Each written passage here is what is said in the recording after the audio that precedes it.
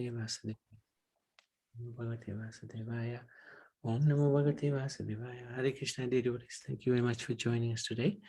I would like to seek the blessings of Shri Shri Radha Krishna, Krishna Balaram, Gaunitai, Srila Prabhupada, and Guru Maharaj, just so that we can continue with the overview of Srimad Bhagavatam 10th Canto, and also seek the good wishes of the assembled Vaishnavas. Thank you so much. So this is, oops, two verses together. Let's try to recite this. 25th and 26th verse. Rashera Bhagavato Bhutva Shishu Dya Bahuni Cha Seti Hasa Puranani Dharma Shastrani Sharvashaha Adantasya Vinitasya Vritti Vita Panditam Manina Nagunaya Bhavanti Smanate Vajitatmana. Translation. Although he's a disciple of the divine sage Vyas and has thoroughly learned many scriptures from him, including the law books of religious duties and the epic histories of and Puranas, all this study has not produced good qualities in him. Rather, his study of the scriptures is like an actor studying his part, for he is not self-controlled or humble, and vainly presumes himself a scholarly authority, though he has failed to conquer his own mind. So this is a warning that yes, we might be studying the scriptures, but we have to be careful. We're not just doing it like an actor studying his part, or like a parrot just reciting blindly the scriptures, but actually need to understand them. So we'll see the context of this in a minute. This chapter is entitled The Killing of Dantavakra, Viduratha, and Ramaharshana. And it relates how Krishna killed Dantavakra and Viduratha, visited Vrindavan, and then returned to Dwarka. It also describes how Lord Baladev killed the offensive Ramaharshana Sutta. So, then Dantavakra's defeat, intent upon avenging the death of his friends, that's his friends of Shishupal, Shalva, and Pundarik as well. Dantavakra appeared on the battle with club in hand. Lord Krishna took up his own club, jumped down from his chariot and came before him. Dantavakra then insulted the Lord with harsh words. You are our maternal cousin, Krishna, but you committed violence against my friends, and now you want to kill me also. Therefore, fool, I will kill you with my thunderbolt club. Dantavakra then struck Krishna a terrible blow on his head. Without budging in the slightest, Lord Krishna bludgeoned Dantavakra's chest, shattering his heart. Dantavakra vomited blood and fell lifeless to the ground. A most subtle and wondrous spark of light then arose from the demon's body and entered Lord Krishna, just as when Shishupal was killed. So Shishupal and Dantavakra are the incarnations, if you like, of Jai and Vijay. So they ended up with the Lord. Great place to be. So this is Dantavakra being coming to chase after Krishna and getting defeated by Krishna. Viduratha was also killed by Krishna. Dantavakra had a brother named Viduratha, and he became distraught at Dantavakra's death. Taking up his sword, Viduratha confronted Sri Krishna, but the Lord cut off Viduratha's head with his Sudarshan chakra. There you go. So that's the end of the two crazy demons.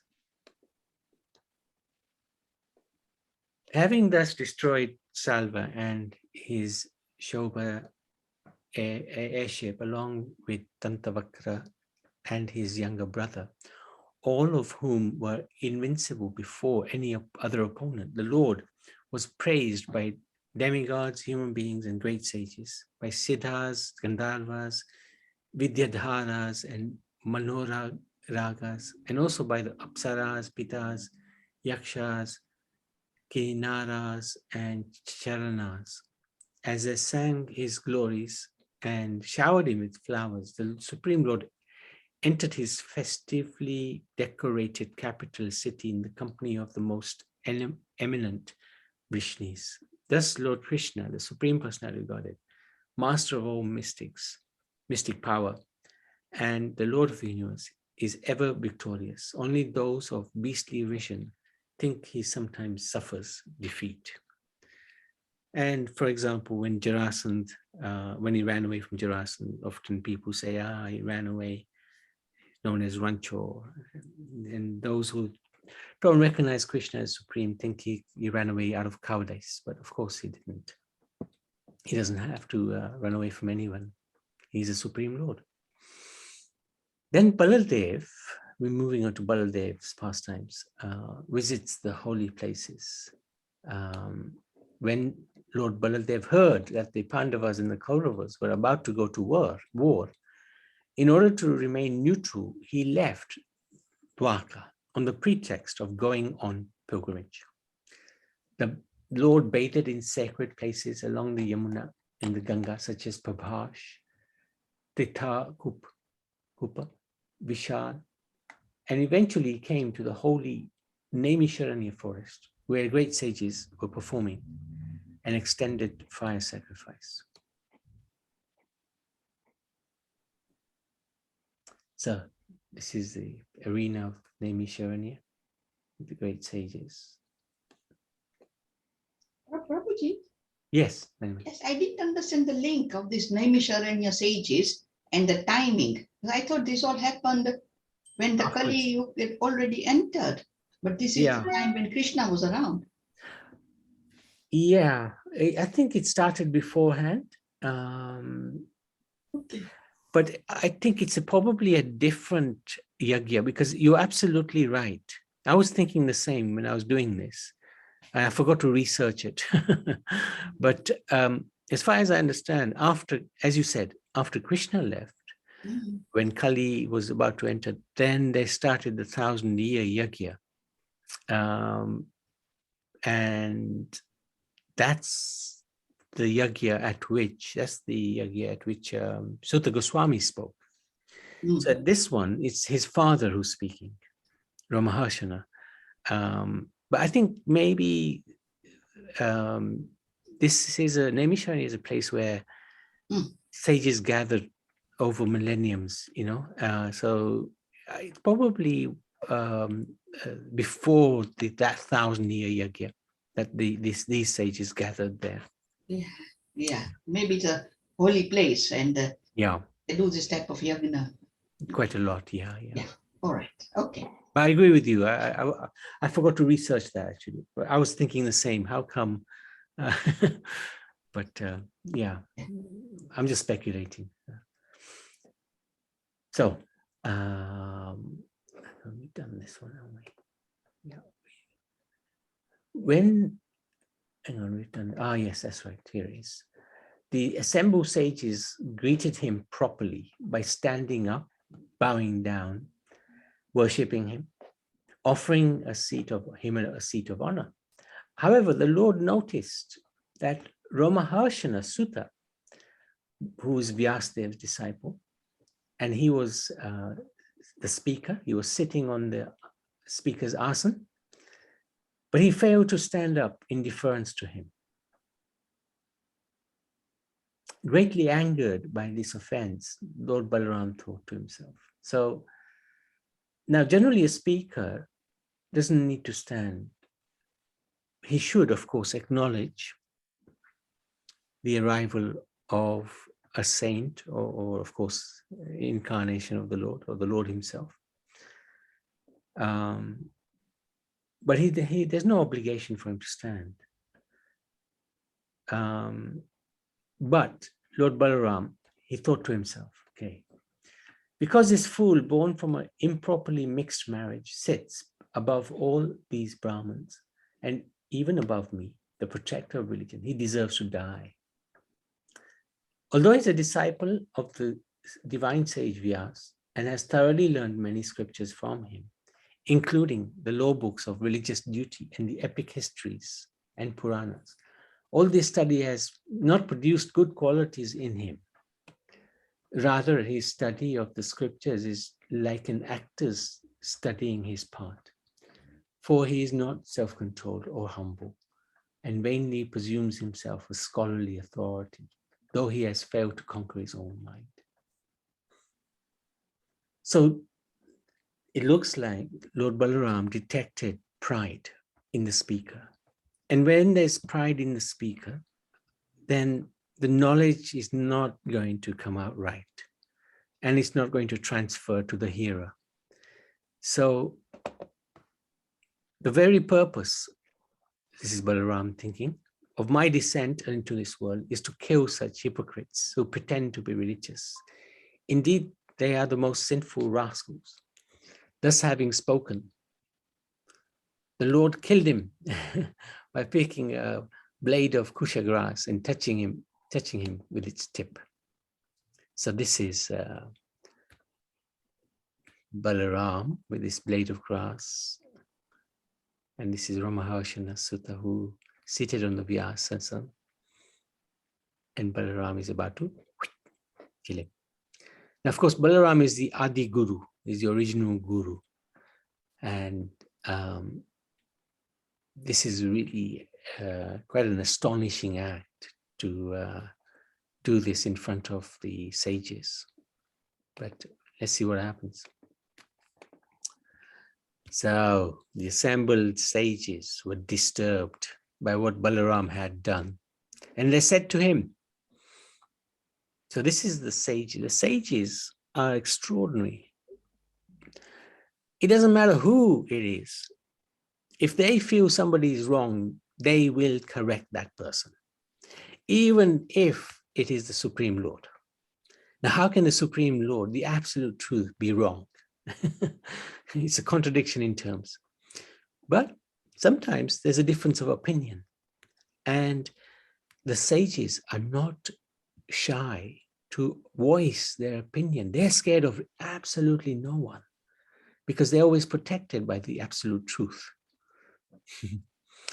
So you have unknowingly killed a Brahmin and contaminated and committed an irreligious act. So this is the sages who are telling Lord Balaram off for what he did. Now, the sages had given Ramaharsana the seat of the spiritual master, and they'd promised him a long life and freedom from physical pain as long as this sacrifice continued. Therefore, even though you, Lord Balaram, are above the Vedic injunctions, we request you to set a perfect example for the general populace by atoning for this sin. This is not mincing their words. They're telling him, you're wrong. What you did was wrong. We blessed him with so much boons, and yet you've undone everything that we promised. Now you have to set an example, even though you are sinless. So they recognize his position, but they're still giving him a piece of their mind. Quite extraordinary. Ugashrava, which is who is Sutta Goswami, is installed now by Baladev. Baladev responded. Now, he didn't get angry at these sages. He will certainly atone for his act, for this act. So he recognizes, yes, perhaps this was a little bit too far, going a little too far, as the sages would desire, and could even, by his mystic power, restore everything they promised. Ramaharshana Sutta, long life, strength, sensory power, etc. But the sages also understood that the Lord doesn't do anything without a purpose. So they said to him, no, we do not want you to undo your actions. You are the absolute, you are the perfected being. So we don't need to undo what you've done. So then Balaram, following the Vedic maxim that one's son takes birth as one's own self, granted to Ramaharshana's son, Ugrashrava, the position of the speaker of the Puranas. And in accordance with the sage's desires, he promised Ugrashrava, that's Sutta Goswami, a long life with unfailing sensory capacity. So effectively, Lord Balaram gave whatever power, whatever blessing was given to Ramaharshana Sutta to his son instead. So he destroyed the pride of Ramaharshana. And he gave an example. He made an example of somebody who sits on the Vyasa-san should not have any pride, which is very important actually. So then Baladev requested, how could he serve the sages more? And they said, okay, a fearsome demon called Balvala, the son of Ilavala, comes here every new moon day, Amavasya, and contaminates our sacrifice. O descendant of Dasara, please kill that sinful demon who pours down past blood, feces, urine, wine, and meat upon us. This is the best service you can do for us. Thereafter, for 12 months, you should circumambulate the land of Bharat in a mood of serious meditation, executing austerities and bathing at various holy pilgrimage sites. In this way, you become purified. Of course, the Supreme Lord doesn't need to become purified. He is already pure. Spiritually, nothing can touch him. But these sages gave some incredible advice to Lord Balaram. This is really quite a very interesting part of the Bhagavatam where the sages are advising the Supreme Personality of Godhead. Any questions, any comments? That's the end of chapter 78. Prabhuji? Yes. Yes. Baldevji, he killed with a kush grass. And yeah. I think there's something in while reading it, but I could not understand the meaning. How can somebody die by being killed with the tip of a kush grass? But I think what they're trying to say is that he is the Almighty, and there will be strength in the tip of the kush grass enough to kill a person. I don't know. That's true. Yeah, that's right. But what he was actually saying or giving the example that don't be so arrogant to Ramaharshana. You can be destroyed by this tip of this kusha grass. Okay. That's what it takes. That was the main thing that okay. Yeah, he wanted to cut the pride of Ramaharshana Sutta. And this is actually very important. I remember our Guru Maharaj, he would often say, that one who's speaking from the Vyasa-san on the Bhagavad has to be prideless. No ego. Otherwise, what happens is when you're on the Vyasa-san, this false pride can come. Oh, I am learned. I know so much. And that goes completely against the grain of the Bhagavatam. And this is what Balaram was correcting. That don't think that if you're on the Vyasa-san, that you should become proud. You should understand that you are always subordinate to the scriptures and to the Supreme Lord. So when when Balaram came and he saw Ramaharshana Sutta didn't rise, he was disturbed. He saw that the pride was there. So he destroyed him. But I love the way the sages just advise Balaram, you're wrong. You should go to the holy places, purify yourself. Extraordinary. Thank you. And Balaram didn't take offense. because he knew the sages were not egoistic. They were saying things which were coming from their heart, that it wasn't out of pride. They were telling him off. It was to set an example. So very interesting, very, very interesting. Very unique pastime, I have to say. Yeah, it's very nice. Thank you.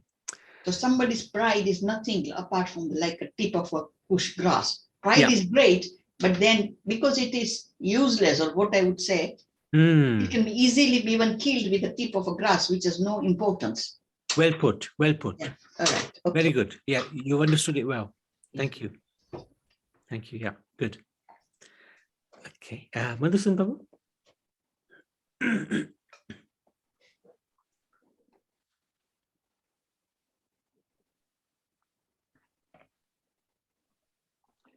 I'll go and check what is happening. 1 minute. Haribol, yeah. Yeah. I think I might have included 78, 79 as well, as I was reading through onto the next. But yeah, this chapter kind of reveals the amazing pastimes of Lord Balaram. It's actually continuing, you know, like killing of Ramarshana. And then he goes on the pilgrimage to all the holy places, and the sacrifices performed at Naimishan. So he later on performs all the sacrifices. So I kind of continued, I think, on to the next chapter as well, which is all right, you know, because this is the main part where, you know, Balaram's pastimes are kind of revealed more in this part of the Bhagavatam. Otherwise, his pastimes are not that. It's Krishna more the focus on, but certainly, you know, he also then tries to advise Bhima and Duryodhana later on during their club fight at Kurukshetra and all that. So maybe I've gone on to 79, so it's okay, you know. But the main instructions are there that, you know, Balaram's pastimes are so important here, you know, as to why he does what he did. He just, you know, if he wants to kill somebody, you know, even with the tip of a kusha grass, you know, he can do it. But at the same time, he's doing that to lessen the burden of Dharti Mata, you know, the earth. So that's the main reason. After he had killed Romaharshan, he says that, you know, the burden has been lessened. So by this time, you know, at the end of the Yuga, you know, Kali Yuga has started, and Kurukshetra war is also going on at the same time. And he's taken a neutral stance and gone to Naimisharanya and all the other holy places.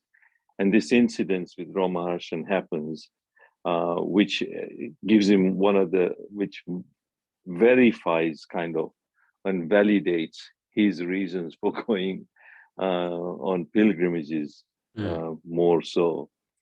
So then he goes off. So, but then in the 79, Srila Prabhupada actually writes that, you know, Lord Balaram is the original Vishnu. Therefore, anyone remembering these pastimes of Lord Balaram in the morning and the evening will certainly become a great devotee of the Supreme Personality of Godhead, and thus his life will become successful in all respects. So it's important that, you know, we try and remember the pastimes of Lord Balaram as well, because he is Sankarshan original, you know, the Vishnu as well. So he's an expansion of Krishna. So he, whatever he does, it's also on that transcendental level as Krishna's. But he sometimes, being an elder brother, I think in Vrindavan they worship him as Dao by, you know, Daoji. There's a temple there of Daoji, and so, but Lord Balaram has a unique position as well. Yeah.